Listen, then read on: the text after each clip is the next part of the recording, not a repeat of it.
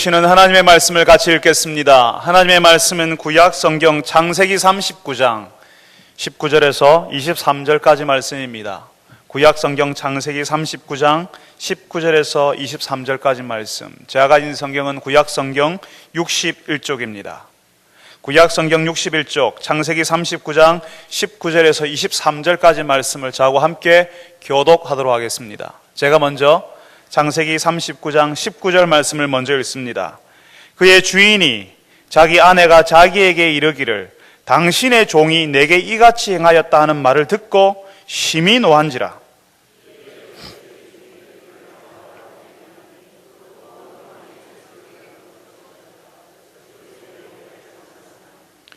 여호와께서 요셉과 함께 하시고 그에게 인자를 더하사 간수장에게 은혜를 받게 하심에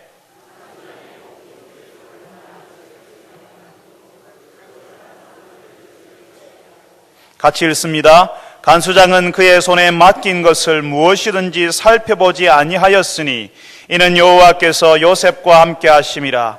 여호와께서 그를 범사에 형통하게 하셨더라. 아멘. 할렐루야. 찬양대에서 하나님께 찬양을 올려드리겠습니다.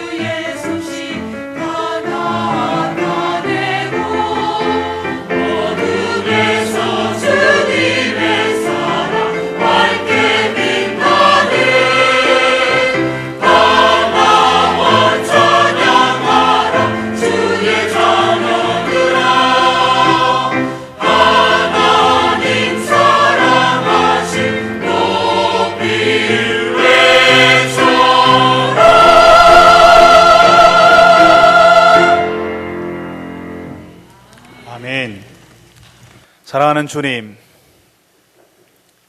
하나님을 노래할 수 있게 하셔서 감사하고 하나님이 우리를 사랑하신다 알게 하시고 하나님의 사랑이시라 다른 이들에게 말할 수 있게 하셔서 감사합니다. 주님, 우리가 노래하는 것처럼 하나님의 사랑을 누리며 살게 하시고 우리가 노래하는 것처럼 많은 사람들 앞에서 우리가 하나님을 높이며 하나님을 즐거워할 수 있도록 도와주옵소서. 주님, 오늘 저희들이 주의 말씀을 듣고자 합니다. 우리의 귀를 열어서 우리의 마음을 열어서 하나님이 우리에게 하시는 말씀을 들을 수 있게 하여 주옵소서. 예수님의 이름으로 기도합니다. 아멘.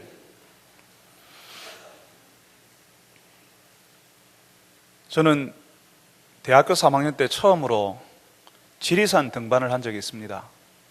그 당시는 지금처럼 멋있는 등산복도 없었고 그런 등산화 없었고 배낭도 없었습니다. 그 산에 가는데 샌들 신고 슬리퍼 신고 올라가는 사람들도 그 당시에는 있었습니다. 그거 보고 누가 뭐라고 하지도 않았습니다. 그 당시에는 등산화에 등산복 입고 오는 사람들이 별로 없던 때였거든요. 청바지 입고 위에 티셔츠 하나 걸치면 그냥 무난했습니다. 그때 처음으로 지리산 천왕봉을 오르는데요, 제가 함께 가는 분들 부식 배낭을 제가 맸었거든요. 쌀, 반찬 다 짊어지고 올라가는데 얼마나 무거운지 숨이 턱턱 막히는 겁니다. 그 당시에 음식을 준비해오는 분들이요, 음식을 준비해올 때 산에 처음 가는 분들이 돼가지고 반찬을 싸우는데 스테인리스 새 그릇에다가 싸우는 거 아닙니까? 그거 제가 다 들고 갔었습니다. 안 그래도 음식이 무거운데 그 그릇 무게 때문에 힘들어서 정말 고생을 했습니다. 얼마 가지도 않았는데요, 땀이 비 오듯 쏟아지고요, 숨이 턱턱 막히는 겁니다. 그래서 산에서 내려오는 분들에게 물어봤어요. 얼마나 가면 되지요? 그러니까 그분들이 그래요. 조금만 가면 된다고, 다 왔다고. 그래서 힘을 내서 가는데요, 이게 끝이 없어요. 처음에는 좋은 길을 가는데요, 이런 산을 타보시면 알겠지만 올라가면 올라갈수록 산세가 험해집니다. 그렇지요? 여러분 지리산 가보신 분들은 아시겠지만 중산리 코스를 타면요, 언덕을 거의 기어서 올라가는 데도 있거든요. 그래서 제가 너무 힘들어가지고 내려오는 분들에게 또 물어봤어요. 얼마나 가면 되냐고. 그러니까 그분들이 뭐라고 해요? 조금만 가면 됩니다. 이제 다 왔습니다. 그런데 그게 다 온 게 아니더라고요. 세상에 사람들이 이런 거짓말을 해요. 다 오긴 뭘 다 와요. 나중에 제가 정상에 가서 보니까요, 아직은 한참을 더 가야 되는 겁니다. 분명히 힘든 골짜기 하나 지났거든요. 그래서 이제 됐다 싶은데 오르막이 나와요. 그 오르막만 지나면 이제 되겠지 않은데 기어 올라가야 될 언덕이 나와요. 그 무거운 음식 배낭 메고 기어코 올라와서 이제 좀 평탄한 내리막길 걷는다 싶었는데 또 오르막이 나오는 겁니다. 20년도 더 지난 옛날 이야기가 아직도 제 기억에 그렇게 또렷하게 남아있는 것은, 그때 그 산길이 우리가 경험하는 신앙의 여정, 우리가 지나가야 되는 인생길과 아주 비슷해서일 것 같습니다. 우리는 지난주에 이집트의 노예로 팔려온 요셉이 그 주인 보디발의 집에서 인정받는 사람이 되었다는 말씀을 드렸습니다.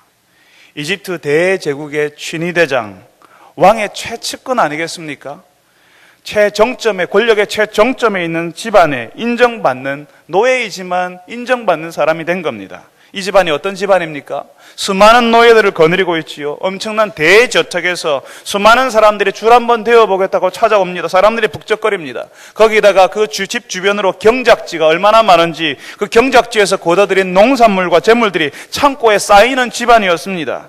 그 모든 일, 그 재물들과 경작지에서 일어나는 모든 농산물, 오고 가는 사람들 관리와 거기에 있는 노예들을 전부 다 이 요셉이 다 관리하고 있습니다. 비록 고향을 떠나서 고생했지만 요셉은 이제 탄탄대로를 걷게 되었다고 볼 수 있습니다.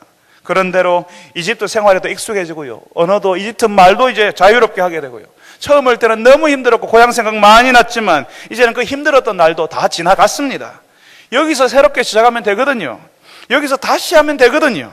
그런데 여러분 아시잖아요, 이게 끝이 아닙니다. 대학 시험 치고 대학만 들어가면 모든 것이 다 끝나는 줄 알았는데 대학 들어가 보니까 끝이 아니잖아요. 대학을 졸업하고 직장에만 들어가면 원사 오케이일 줄 알았는데 직장에 들어가면 끝이 아니잖아요. 더 힘든 일 기다리고 있잖아요. 직장을 잡고 결혼해서 가정을 이루면 이제 모든 것을 이룬 겁니까? 결혼한 분들에게 물어보세요. 고생이 끝인지, 이제는 아무런 고민도 없이 그냥 재밌게만 살고 있느냐고 한번 물어보세요. 다들 그러실 겁니다. 니도 한번 살아보라고. 이제 끝이 아니거든요. 가장 인정받는 노예 요셉이 보디발에게 신임을 받아서 이제는 모든 것이 잘 풀릴 것 같았던 청년 요셉에게 그게 끝이 아니었습니다. 이 요셉에게 어떤 일이 벌어집니까? 우리가 같이 성경을 읽지 않았지만 여러분들은 어릴 때부터 신앙생활을 했던 분들이라면 이에 귀에 못이 박히도록 요셉의 생애에 대해서 들으셨을 겁니다. 그리고 우리가 읽지 않았지만 39장 앞부분에서 어떤 일이 벌어졌는지를 여러분 알고 있을 겁니다. 그 집안의 주인이었던 보디발의 아내가 청년 요셉을 유혹합니다. 이 유혹이 한 번만 찾아온 것이 아니라 계속 찾아왔습니다. 청년들에게 가지는 유혹이, 청년들이 경험해야 하는 유혹이, 청년이기 때문에 가지는 유혹이 매일매일 찾아온다는 것입니다. 우리가 같이 읽지 않았지만 39장 10절에는 이 여인이 날마다 혈기왕성한 요셉에게 같이 있기를 청했다라고 이야기합니다. 한 번 거절하기도 힘든데 매일마다 얼굴을 볼 때마다 이 청년 요셉을 유혹하고 있습니다. 이 여인의 요구를 계속 거절하니까요, 주변에 사람들이 아무도 없을 때, 아무도 안 본다고, 사람들이 아무도 없다고, 아주 노골적으로 옷을 잡고 같이 있자고 요구를 하는 겁니다. 아마 이 여인은 처음에는 그냥 요셉이 내 옆에만 앉아 있으라고, 그냥 거기에 같이만 있으라고 그렇게 하지 않았겠습니까?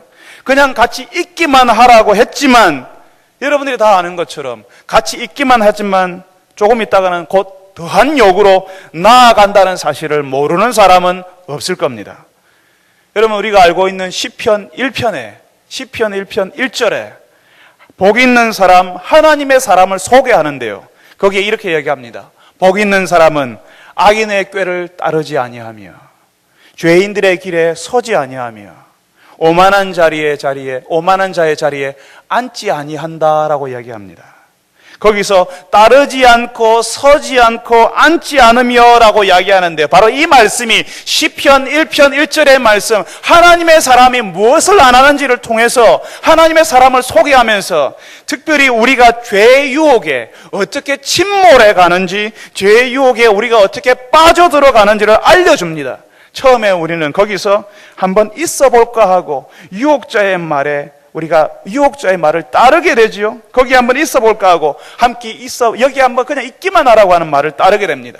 그리고 거기에 서서 머무르게 되지요. 결국에는 거기에 주저앉게 되는 겁니다. 죄의 유혹이 우리를 지배하는 방식이 이런 식입니다. 청년들뿐만 아니라 우리 모든 성도들에게 이런 방식으로 유혹이 찾아옵니다. 그 청년이 되었기 때문에, 소년에서 청년이 되었기 때문에 유혹이 찾아오고요, 그런 나이가 되었기 때문에 유혹이 찾아오고요, 남자이기 때문에 유혹이 찾아오고요, 그 가정의 가장이기 때문에 유혹이 찾아오고요, 그 회사의 그 직급에 올라갔기 때문에 유혹이 찾아오고요, 그 유혹이 매일매일 찾아옵니다. 한번 거절한 것을 끝나는 게 아니라 그 다음에도 똑같은 유혹이 찾아오고, 이제 한번 거절했으니까, 이만하면 너의 신앙의 정도를 보여줬으니까 괜찮다고 이제는 한번 눈 감아줘도 된다고 하는 방식으로 유혹이 찾아옵니다. 목회자에게는 유혹이 찾아오지 않을까요? 목회자이기 때문에 찾아오는 유혹이 따로 있습니다. 성도이기 때문에 유혹이 찾아오고, 목회자이기 때문에 유혹이 따로 찾아온다는 것입니다. 그런데 그 유혹에 대해서요, 그 유혹이 너무나 강렬하기 때문에 우리가 그 유혹에 걸려 넘어지는 것이 아니라, 내가 그 유혹에 문을 열어줍니다. 우리가 그 유혹을 말을 따르고 내가 스스로 거기에 서서 나중에는 우리가 거기에 눌러 앉아 버린다고요. 누가 나를 거기 억지로 눌러 앉히는 거 아닙니다. 내가 그냥 단호하게 문을 꽝 닫아 버리면 되는데, 그렇게 하지 않고 문을 조금 열어 놓습니다. 그 유혹이 들어올 수 있도록 문을 조금, 남들이 보기에는 다친 줄 알아요. 저 사람 유혹이 강하다, 저 사람 유혹에 넘어지지 않는 사람이야 하지만 사실은 그 틈새에 조금을 열어놓았습니다. 그래서 유혹이 끽 하고 문을 열면서 들어올 수 있는 여지를 누가 만든다고요? 우리가요. 그냥 단호하게 문을 쾅 하고 닫아버리고 문을 잠가버리면 되는데, 우리가 어떻게 한다고요? 문을 조금 열어놓고 마치 문을 닫은 것처럼 해놓고 문을 끽 열고 들어올 수 있는, 유혹이 들어올 수 있는 여지를 남겨놓는 겁니다. 바로 우리가 스스로 그렇게 합니다. 저도 알고 있습니다. 어떤 때는 문을 꽝 하고 닫아버리고 나올 수 없는 상황이 있다는 사실을 알고 있습니다. 죄를 짓도록 요구하는 그 사람이 내 앞길을 열어주지는 못할지라도 적어도 내 앞길을 막아버릴 수 있는 사람이라면 그 요구를 거절하는 것이 정말 쉽지 않습니다. 요셉이 이제까지 고생했잖아요. 아마 이집트에서 10년 가까이 있지 않았겠습니까? 이제는 이집트 생활이 익숙해지고 주인에게도 인정받기 시작했어요. 이제 주인에게 요셉의 말이 아니면 집안이 안 돌아갈 정도로 중요한 사람이 되었습니다. 이제는 밑바닥 생활을 적어도 안 해도 괜찮잖아요. 여전히 노예이지만 그래도 지금 괜찮습니다. 지금 누리고 있는 이 안정감, 이 편안함, 조금 괜찮아진 이 편안함이 지금 이 여인의 요구를 거절하면 그게 다 무너져 버리는 겁니다. 이때까지 쌓아올렸던, 10년 동안 쌓아올렸던 그것들이 일순간에 무너져 버릴 수 있는 것입니다. 그래서 그 요구를 거절하는 것이 참 어렵습니다. 그래서 청년들이 어떻게 해요? 예수 믿는 성도들이 어떻게 합니까? 그 유혹에 스스로 문을 열어주는 겁니다. 사랑하는 청년 여러분, 성도 여러분, 우리가 예수의 청년, 예수의 사람이 되려고 할 때에 우리를 끊임없이 막아서는 것들이 있습니다. 그것은 정말 눈물겹게 우리가 세상에서 살아남기 위해서, 그거 안 하면 안 되니까 살아남기 위해서, 내가 이때까지 쌓아 올린 것 무너뜨리지 않기 위해서, 하나님을 향해서 눈 한번 질끈 감고 그냥 넘어가 버리라고, 이번 한 번만 하나님 없이 지나가 버리려고 하는, 우리를 부추기고 있는 그런 유혹들이 우리를 막아서고 있습니다.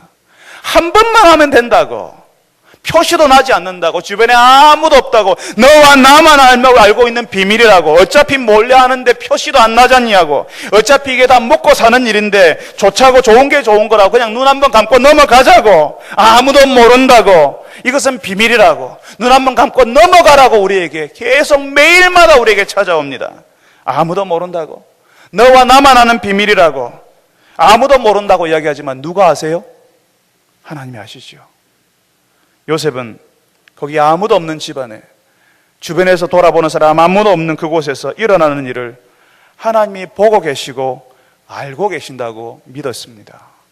아무도 모르니 눈 한번 감아버리고 그냥 해버리라고 하는 유혹을 그럴 수 없다고 단호하게 맞섭니다. 옷을 잡고 늘어지는 그 여인에게 옷을 벗어놓고 그냥 알몸으로 뛰쳐나옵니다.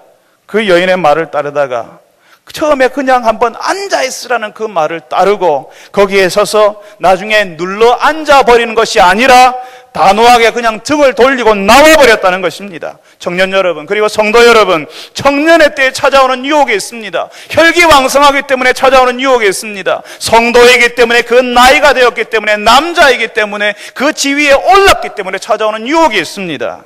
그 유혹에 눈을 감고 등을 돌려버리십시오.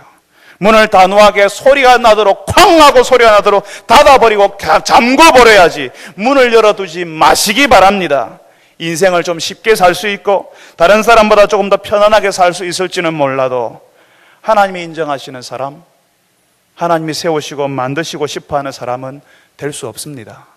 사랑하는 청년 여러분, 사랑하는 성도 여러분의 일상 속에서 여러분에게 매일처럼 다가오는 그 유혹에서 단호한 분들이 되시기를 바랍니다. 단호하게 등을 돌릴 줄 아는 성도들이 다 되시기를 바랍니다. 사실 우리 인생을 인정하시고 인도하시는 분이 하나님이시라는 사실을 실제로 믿고 있지 않다면 바로 내 생사 여탈관을 내 상관이, 사장님이, 선배가, 내 위에 상사가 지고 있는 것이 아니라 실제로는 하나님이라는 사실을 믿고 있지 않다면 요셉이 당한 그 유혹을 거절하는 것 정말 쉽지 않았을 겁니다. 그런데 요셉은 노예 생활 속에서 경험하는 하나님, 고생의 날들 속에서 의지했던 하나님을 실망시킬 수 없었습니다. 그런데요, 요셉이 그렇게 하나님을 선택하고 유혹을 이겼잖아요. 그 다음은 일사천리로 일이 진행됩니다. 요셉은 이집트에서 외국인이었습니다. 다시 말하면 외국인 노동자였습니다. 노예였던 요셉이 자신을 변호할 수 있는 기회를 가질 수 있었겠습니까? 절대갑, 슈퍼갑이었던 주인 마님의 말이 절대적인 겁니다. 주변의 종들을 향하여서 저놈이 나를 성추행했다고 소리치면 끝나는 겁니다. 실제로 이 여인이 자신 주변에 있는 노예들을 불러보면서 저 히브리 종이, 히브리 노예가 나를 범하려고 했다고 소리쳤습니다. 남편이 들어왔을 때는 당신이 데리고 온 저 종이, 저 히브리 종이 나를 범하려 했다고. 사실은 그 책임을 누구한테 돌립니까? 당신이 잘못해서, 남편이 잘못해서 내가 위험에 처하게 되었다고 거짓말로 이야기합니다. 요셉을 구석으로 몰아넣습니다. 요셉은 그냥 주인 마님에게 욕정을 품고 찾아온 파렴치 않은 외국인, 상종 못할 노예놈인 것입니다. 요셉이 경험하는 것은 일방적인 매도, 일방적인 오해, 일방적인 비난, 일사천리로 진행되는 재판과 처벌이었습니다. 청년 여러분, 그리고 성도 여러분, 여기에 우리가 알고 있어야 될 참 중요한 현실 하나가 버티고 있습니다. 우리 모두는 유혹을 이기게 해달라고 기도합니다. 또 그렇게 해야 되는 줄 알고 있습니다. 유혹을 이기고 나면 정말 우리의 마음이 뿌듯하고 우리가 신앙을 지켰다고, 유혹을 이기는 우리에게 우리를 정말 대견하게 여겨주고 우리 스스로 머리를 쓰다듬고 싶은 그런 마음이 일어납니다. 그리고 정말 좋은 일이 우리에게 일어날 것이라고 기대합니다. 그런데 그 유혹을 뿌리친 대가는 정말 혹독합니다. 그 유혹을 이겼기 때문에 세상이 나를 인정해 주는 것이 아니라 그 유혹에 넘어가지 않았기 때문에 몹쓸 놈, 파렴치한 놈, 세상에서 격리시켜버려야 되는 그런 사람이 되는 겁니다. 유혹을 이겼잖아요. 넘어가지 않았잖아요. 그 유혹에 단호하게 대처했잖아요. 그래서 하나님께서 그렇게 잘한 요셉에게 참 잘했어요 라고 도장 하나 찍어주시고, 그리고 상장도 주시고 바로 보상을 해주셔야 되는데 현실은 그렇지 않습니다. 그 결과는 오히려 내가 누리고 있던, 내가 이때까지 쌓아 올렸던 대부분의 생활을 잃어버리는 겁니다. 그래서 대부분의 사람들이, 대부분의 청년들이 예수신앙을 고백하는 청년들이라도 자신 앞에 찾아온 유혹 앞에 넘어가 버립니다. 아예 문을 활짝 열어주고 그 유혹을 환영하는 겁니다.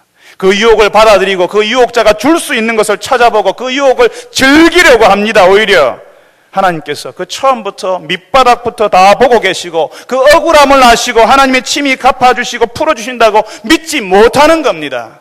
아이고 어느 세월에요. 하나님이 하시기 기다리다가 늙어 죽겠어요. 늙기도 전에 내가 속 터져 죽겠어요. 지난주에 솜씨 좋은 장인이 멋진 작품을 만들기 위해서 쇠를 불구덩이에도 집어넣고 찬물에도 던져 넣어버린다 하지 않았습니까? 그리고 망치로 무지막지하게 33,000번이나 두드린다고 말씀드리지 않았습니까? 하나님께서 자신의 백성들, 특별히 자신의 청년들 참 혹독하게 다루신다고요. 우리에게 다가오는 유혹의 실체는 우리가 생각하는 것보다 더 거대하고 우리를 더 두렵게 하는 것들입니다. 누가 감히 이집트 대제국의 친위대장, 권력의 최정점에 서 있는 사람의 사모님 말을 거역할 수 있다는 말입니까? 그것도 노예가 시키면 시키는 대로 해야지요. 사실 유혹은 내가 선택할 수 있는 여지가 있는 것이기도 하지만 보디발의 아내가 보여주는 것은 거의 강압이나 다름이 없습니다. 그냥 거절할 수 없는 분위기가 그 집안 가운데 그 방 안에 가득 차 있는 겁니다. 시키면 시키는 대로 해야 된다고 하는 거절할 수 없는 분위기. 여러분 조직에 들어가고 있으면, 여러분들이 공무원 사이나 직장 사이나 여러분 회사에 들어가 있으면, 어느 조직 체계 안에 들어가 있으면 그 조직에서 살아남고 자리를 지키기 위해서는 시키면 시키는 대로 해야 된다고 하는 그 분위기가 여러분의 어깨를 꽉 누르지 않습니까? 이게 불의한 일이라 할지라도 말하면 안 된다라고 하는 분위기를 여러분 알고 계시지 않습니까? 누가 가르쳐 주지 않아도 다 아는 겁니다. 그런 지배 질서가 꽉 들어가 있는 상황 속에서 회사 사장님이 그렇게 시키는데, 상사가, 학교에서 힘 있는 동료가, 선배가 그렇게 시키는데, 그런 조직에서 그렇게 시키는데 거절하면 나가야 되는 겁니다. 그 압도적인 체계, 압도적인 그 분위기 속에서 거절하면 죽는다는 말보다도 더 무서운 그 분위기가 꽉 누르고 있는데 거기서 어떻게 거절할 수 있습니까? 노예이기 때문에 보디발의 집에서 수석 관리자로, 가정총무로 10년 정도 일해온 요셉이 이걸 모를 리가 없습니다. 주인의 질서, 집의 질서를 거절하면 어떻게 된다는 사실을 잘 알았을 겁니다. 그게 불의한 일이라 할지라도, 그게 유혹이라 할지라도 거절하면 안 된다는 사실을 계속 듣고 있었습니다. 그리고 설사 그 유혹을 뿌리친다 하더라도 아무도 요셉을 알아주지 않고, 아무도 요셉을 변해주려고 하지도 않고, 아무도 요셉 곁에 요셉의 편이 되어서 있어주지 않을 거라는 사실도 알고 있었을 겁니다. 그래서 요셉은 그 유혹을 거절했기 때문에 순식간에 충성스럽고 인정받는 종에서 주인의 아내를 넘본 파렴치한 성추행범이 되어버렸습니다. 우리 청년들이 알아야 합니다. 여러분들이 유혹을 찾아올 때에 이기라, 넘어가라 배우셨겠지만 이제 하나 더 알아야 합니다. 여러분들이 유혹을 이길 때에 오히려 여러분들이 더 힘들어지는 세상에 살고 있습니다. 여러분들이 유혹을 이겼기 때문에 여러분을 향하여서 세상에 박수를 쳐주고 환호를 보내지 않고 오히려 여러분들에게 사나운 이빨을 드러내면서 여러분들을 격리시키려고, 이상한 놈이라고, 이상한 사람이라고 여러분들을 우습게 여기기 시작할 겁니다. 여러분들을 흔들어서 밀어내려고 하실 겁니다. 요셉은 골짜기 하나 통과했다고 생각했는데 또 다른 더 깊은 골짜기가 요셉을 찾아왔습니다. 이제 좀 괜찮아졌나 생각했는데 그 형통이 길지 못했습니다. 오히려 요셉은 성추행범이라고 하는 불명예스러운 이름을 가지고 감옥에 들어갑니다. 우리 시대에도 성추행범이라는 이름은요, 각 집마다 매일 하나씩 도착해가지고 보면요, 우리 지역에 어떤 이런 사람이 살고 있어라고 그 이름과 함께, 그리고 그 이름 밑에 어떤 경력을 가지고 쫙 다 나오지 않습니까? 굉장히 불명예스럽고 다른 어떤 범죄보다 치욕스러운 일들이 그런 일에 관련된 그런 범죄자들입니다. 지금 요셉이 그런 파렴치범으로 몰려 들어가 있는 것입니다. 그리고 감옥에 들어가 있습니다. 자신의 신뢰했던 주인을 배반한 사람, 이제는 익숙해졌던 노예 생활에서 좀 편안해지려고 했던데 이제 그만 다시 밑으로 노예 생활보다 더 수치스럽고 더 못한 생활로 떨어져 버렸습니다. 얼마나 낙심이 되고 얼마나 속상했겠습니까? 그래서 수많은 청년들이 그 힘을 잃고 좌절해버립니다. 한번 유혹을 이겨봤거든요. 유혹을 이겨봤는데 이겨보니까 그게 나한테 좋은 거리 돌아오는 게 아니라 더 힘들고 어려운 밖에 없더라는 겁니다. 또 손에 다지는 것은 아무것도 없더라는 겁니다. 그래서 20대, 30대에 정말 다른 사람들이 그렇게 부러워하는 그 청춘의 시간을 지나는데 날개 꺾여서 아무 힘도 쓰지 못하는 구석에 척 처박혀 있는 그런 청년들이, 힘을 잃고 좌절해버리는 청년들이 얼마나 많은지 모릅니다. 유혹을 이겨도 소용없다. 내 힘으로 이 거대한 주인마님의 그 지배력을 이길 수도 없고, 보디발이 아내 말만 믿고 요셉을 감옥에 보내는 것처럼 어차피 세상은 불의하다고, 어차피 세상은 힘 있는 사람 중심으로 돌아간다고, 부모 잘 만나야 된다고, 나 혼자 발버둥 쳐봐야 표가 안 난다고 그렇게 생각하는 겁니다. 어차피 안 되니까요. 어차피 해봐도 안 되니까, 거대한 것들이, 내 인생을 가로막는 것들이 내 앞에 딱 하고 버티고 있으니까, 그거 넘어가는 것이 너무나 힘드니까, 조그마한 건 넘어갔는데 그게 나한테 보상으로 돌아오지 않으니까, 그러니까 뭐 해요? 자신의 현실, 자신의 상황을 생각하거나 보지 않아도 되는, 이 답답하고 이길 수 없는 세상을 안 봐도 되는 일로 시간을 보내는 겁니다. 여러분, 이 시대에 얼마나 많은 청년들이 게임에 몰두하고 있는지 모릅니다. 게임 좀 하는 것이 뭐가 대단한 일이냐고 하는 청년들이 있을지 모르겠습니다. 저는 지금 게임에 몰두하는 사람들의 이야기를 하고 있습니다. 자신의 현실을 잊어버리게 만드는 일 중에 가장 쉽게 하는 일이 컴퓨터로 할 수 있는 온라인 게임이죠. 밤새워서 게임하고 낮에는 자고, 어떤 사람들은 성적인 자극에 몰두하고, 또 어떤 사람들은 돈 좀 벌어보겠다고 돈을 가지고 노는 일에 몰두하기도 합니다. 저는 아직 카지노에 가보지 못했습니다. 여러분 가보셨습니까? 목사 앞에 차마 가봤다는 말을 못하고, 라스베가스나 리노에 가본 사람들의 이야기를 저는 신나게 들은 적은 있습니다. 저는 강원도를 좋아하는데요, 휴가를 얻으면 강원도에 가족들을 데리고 갔던 적이 있는데, 그때마다 강원도 정선이라는 곳에 숙소를 정합니다. 여러분 그 정선에 뭐가 있는지 아시죠? 뭐가 있습니까? 안 가보셨는데 어떻게 아시죠? 정선 카지노가 있죠. 어떤 사람들은 서울에서, 대구에서, 부산에서 정선까지 도박하러 온답니다. 도박을 해서 이길 확률은 거의 없지요. 그것도 크게 남길 확률은 사실 없습니다. 결국에는 도박장, 카지노 업주가 이익을 다 가져가는데 많은 분들이 그 도박장을 찾으십니다. 실제로 우리나라에 이 도박 중독으로 고통당하는 분들이 많다는 이야기를 들었습니다.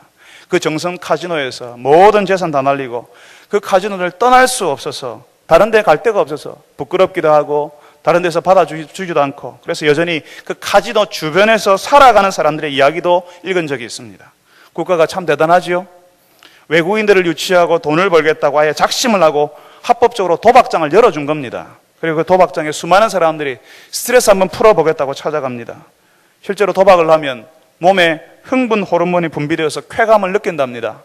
이게 반복이 되면요, 더 자극적인 흥분이 필요하고, 결국에는 그 쾌감을 위해서 밤을 새워서, 심지어는 며칠 밤을 새워가면서 도박에 몰두하는 겁니다. 하나 걸었는데 두 개가 생기면 흥분되지 않겠습니까? 두 개를 걸었는데 네 개가 생기면 진짜 흥분되지 않겠습니까? 나중에 더 많이 가질 수 있겠다는, 이게 흥분 심리가 그 사람을 사로잡는 겁니다. 저는 우리 성도들에게 그 도박의 위험성에 대해서 알라고 정선 카지노며 도박 이야기 하는 거 아닙니다. 도박이 위험한 것이지만 그 위험한 도박에 빠져들도록 하는 조그마한 장치가 카지노마다 준비되어 있습니다. 그럼 그 조그만 장치에 대해서 말하려고 합니다.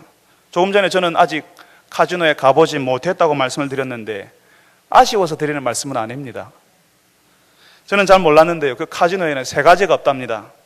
그 세 가지는 첫 번째 시계, 두 번째 창문, 두 번째 거울, 그리고 세 번째가 창문이랍니다. 시간 가는 줄 모르고 도박에 몰두하도록 시계가 없고, 도박에 몰두하면서 흐트러지고 망가져가는 자신의 모습을 보지 못하도록 거울이 없고, 해가 뜨고 지고 지금 머무르고 있는 자리 외에 내가 돌아가야 될 현실, 내가 앞으로 가야 될 또 다른 세상이 있다는 사실을 잊어버리도록 창문이 없다는 것입니다.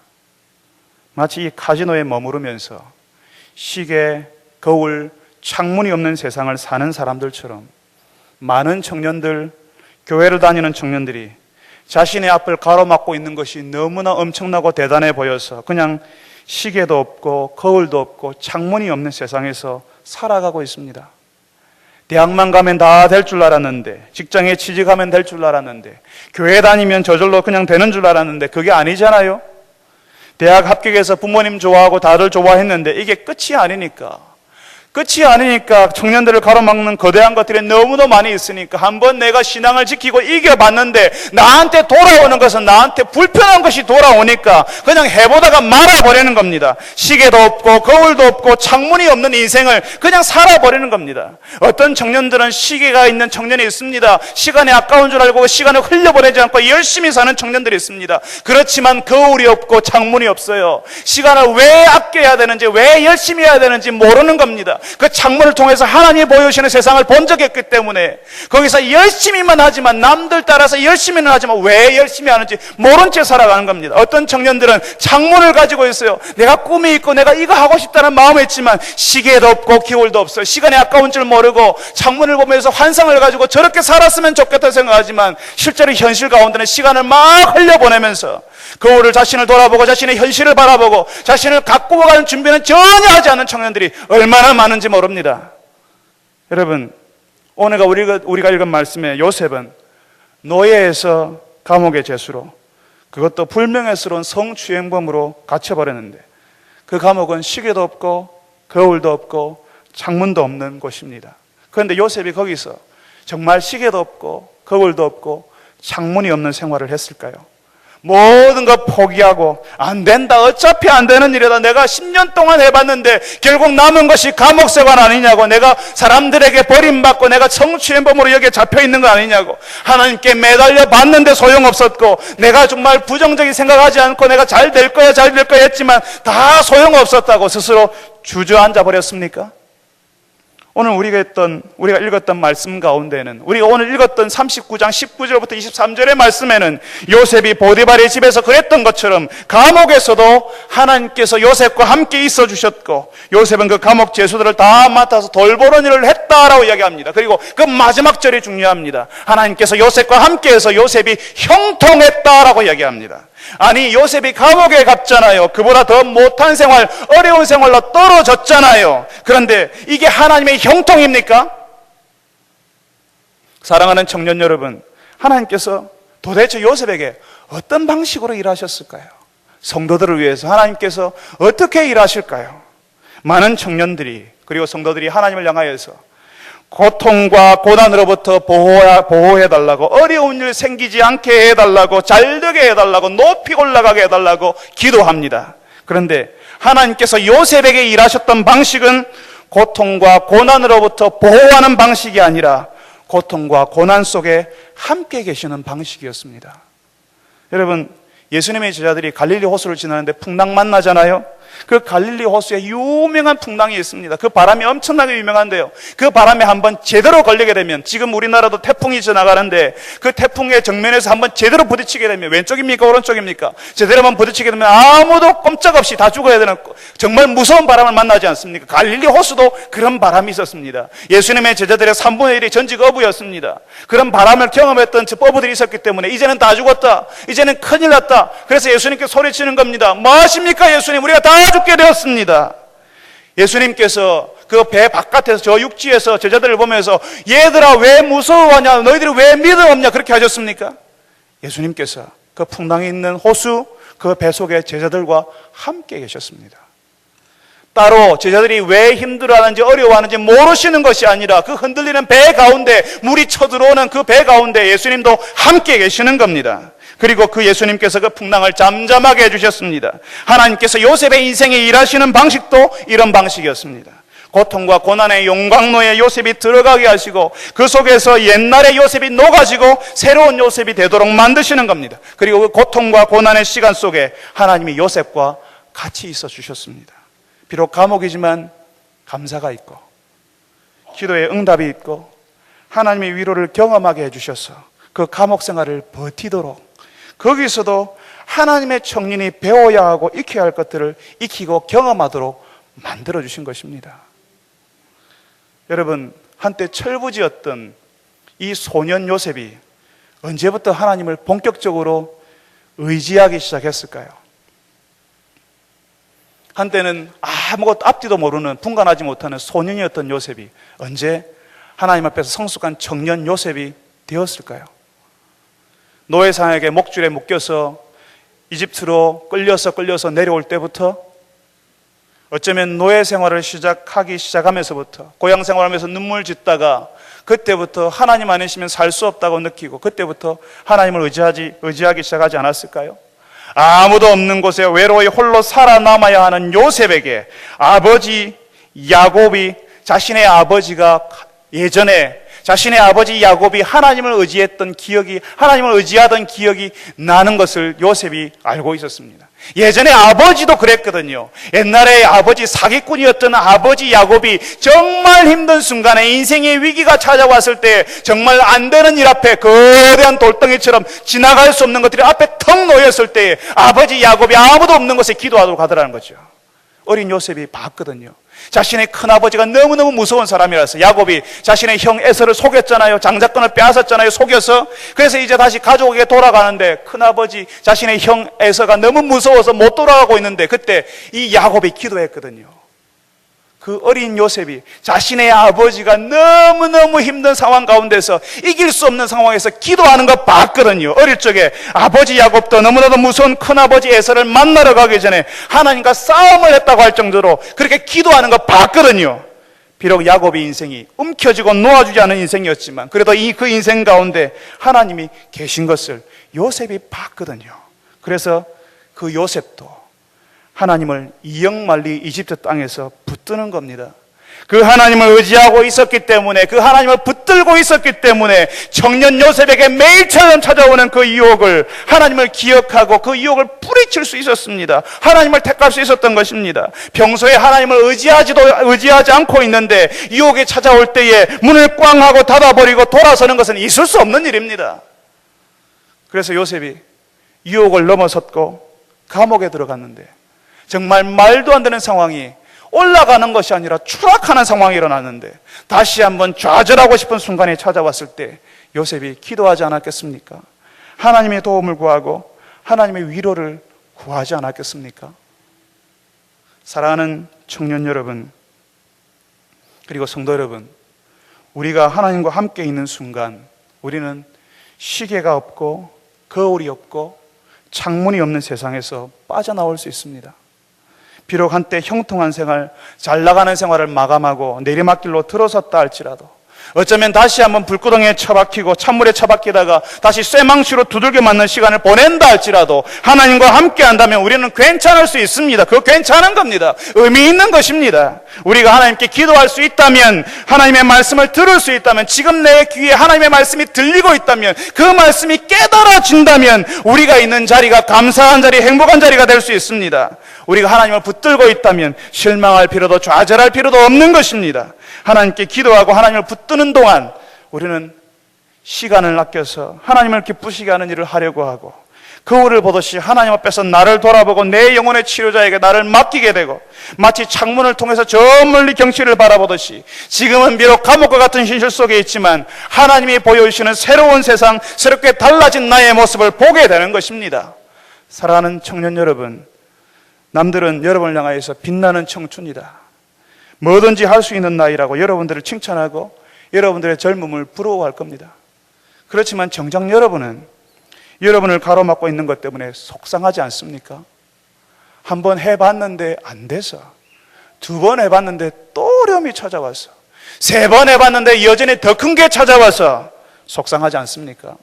좀 되는 듯 했는데 곤두박질 쳐버리는 여러분의 인생, 안정감이라는 하나도 없고, 대학도 늦게 들어갔고 취직도 늦게 했고 결혼도 아직 안 되는 그런 굉장히 불안정한 가운데 결정된 것이라고는 하나도 없어서 불안하지 않습니까? 그래서 시계도 없고 거울도 없고 창문도 없는 것으로 자꾸 들어가고 싶은 마음이 들지 않습니까? 사람들 옆에서 한마디만이라도 신경 쓰이고요, 부담스럽고요, 어려우니까 시계도 없고 시간이 흘러가는 것을 내가 신경 쓰지도 않고 내 자신이 내 얼굴을 볼 필요도 없는 것으로, 창문도 없는 것으로, 나 혼자 거기에 있는 것으로 들어가려고 하지 않습니까? 골짜기는 한 번만 있는 것이 아닙니다. 인생의 어려움이 한 번만 찾아오는 것이 아니라 오고 또 찾아옵니다. 시간이 지날수록 여러분 세월이 지날수록, 여러분의 나이가 점점 많아질수록, 여러분들이 작은 언덕을 통과할수록 더 크고 더 험하고 더 높은 것이 여러분을 찾아옵니다. 그 연이어서 여러분의 인생을 찾아와서 여러분을 질리게 만들 것이고, 어쩌면 안 되겠다고 해도 안 된다고 그냥 그 자리에 주저앉아 버리게 만들지도 모릅니다. 여러분, 그때에 여러분이 있는 그 자리에 하나님이 함께 계신다는 사실을 기억하시기 바랍니다. 그리고 그 자리에 함께 계시는 그 하나님께 기도하시고 그 하나님을 붙드시기를 바랍니다. 하나님께서 여러분과 함께 계시는 한 여러분들이 불구덩이에 처박히든 찬물 속에서 숨도 못 쉬고 있든 쇠망치로 두들겨 맞는 시간을 보내든 괜찮은 겁니다. 왜냐하면 하나님 계시기 때문에 그 시간 의미 있다고요.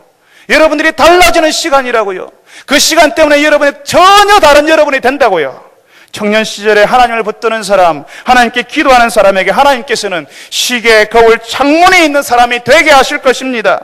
시간이 흐르는 것을 알고 시간을 아끼고 거울 앞에 서 있는 자신의 모습을 보는 것처럼 자신의 현실을 잘 알고 하나님이 보여주시는 영적인 자신의 모습을 보게 될 것입니다. 그뿐 아니라 창문으로 내가 있는 자리에서 또 다른 세계를 보는 것처럼 하나님이 보여주시는 창문을 통해서 하나님이 주시려고 하고 이루려고 하는 것을 미리 보게 하실 겁니다. 우리가 이것을 비전이라고 부르죠.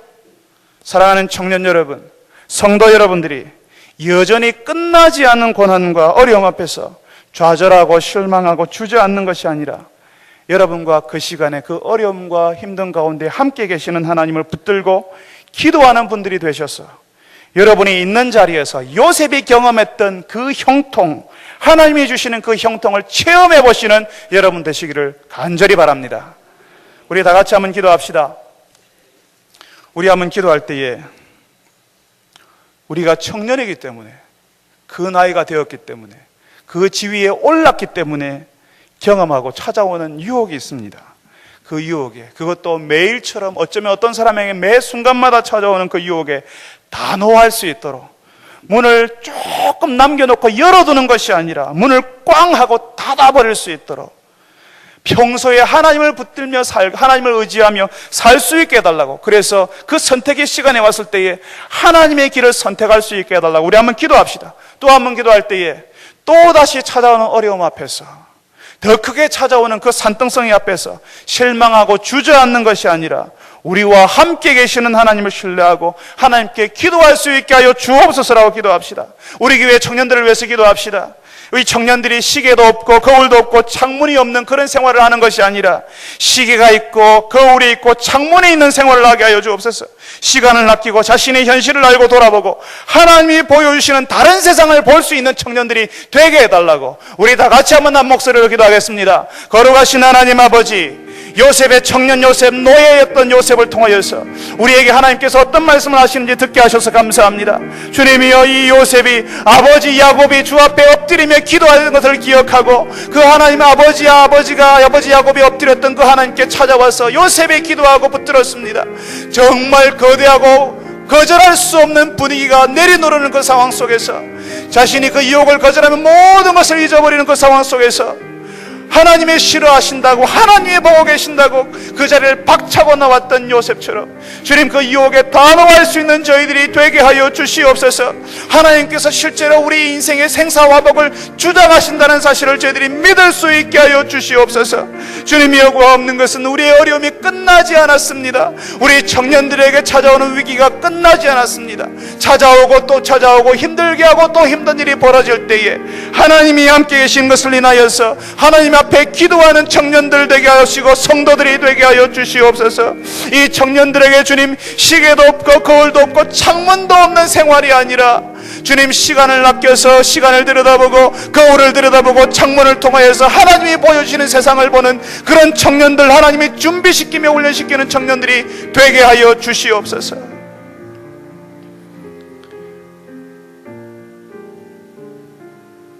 사랑하는 주님, 청년이기 때문에, 남자이기 때문에, 그 지위에 올랐기 때문에, 그 자리에 있기 때문에 남들이 알지 못하는 은밀한 유혹이 찾아옵니다. 주님, 그것도 날마다 한번 한 날 지났으면 또 다음 날 찾아오고 내일도 모레도 그 다음 날도 찾아오는 그 유혹에 주님, 이제는 한 두어 번 버텼으니까 괜찮다고 넘어가 버리고 지쳐서 지금 주저앉아 버리는 것이 아니라 그 유혹에 단호하게 등을 돌리고 문을 꽝 하고 닫아버릴 수 있는 성도들이 되게 하여 주시옵소서. 주님, 또다시 찾아오는 어려움 앞에서 실망하고 도저히 이길 수 없는 것 같아서 거기에서 아무것도 하지 않고 그냥 주저앉아 버리는 생활이 아니라 그 어려움 가운데 함께 계시는 하나님께 기도하고 하나님을 의지하며 붙드는 우리 성도들, 청년들이 되게 하여 주옵소서. 주님, 현실이 너무나 힘들고 어렵기 때문에 안 되는 일이 너무너무 많은 세상에서 우리가 살아가기 때문에 시계도 없고 거울도 없고 창문도 없는 것으로 도망가며 도피하는 청년들이 참 많습니다. 시계와 거울은 있지만 창문이 없고 창문은 있지만 시계와 거울이 없는 청년들이 얼마나 많은지요. 주께서 우리 교회에 사랑하는 청년들, 시계를 가지고 거울을 가지고 창문을 바라보면서 시간이 흘러가는 것을 맞고 자신을 들여다보는 하나님의 말씀 앞에서 자신의 모습을 들여다보고 자신의 영적인 현실을 바라보고 하나님이 창문을 통해서 하나님이 보여주시는 세상을 보고 또 다른 세계를 꿈꿀 수 있는 청년들이 우리 교회 가운데 나타날 수 있게 하여 주옵소서. 지금 당하는 조그마한 현실 앞에서 주저앉는 것이 아니라 그 어려운 현실 잘 넘어가며 버틸 수 있는 은혜 허락하여 주시옵소서. 그래서 요셉이 경험했던 그 형통, 지금 감옥과 같은 현실 가운데 있는 청년들이라 할지라도 그런 성도들이라 할지라도 하나님이 허락하셨던 그 사소한 일상 가운데 오는 우리의 현실 가운데 찾아오는 그 하나님의 형통을 경험하는 주의 청년들, 성도들 되게 하여 주시옵소서. 예수님의 이름으로 기도합니다. 아멘.